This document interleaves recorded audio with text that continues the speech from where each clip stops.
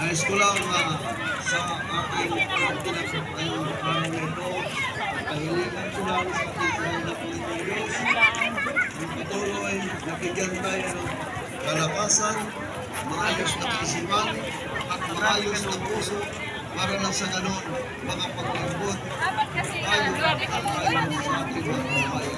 Sa inyong lahat, ipinapakabot ko ang pagbati ng sa magandang ulit. Merry Christmas at Nauupuan. muli, magandang gabi po. At lumayo na tayo ng ating mga kapatid.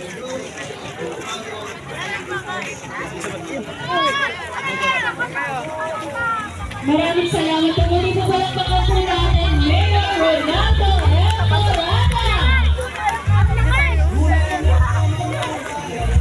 And now we will proceed with the awarding or introduction of our judges.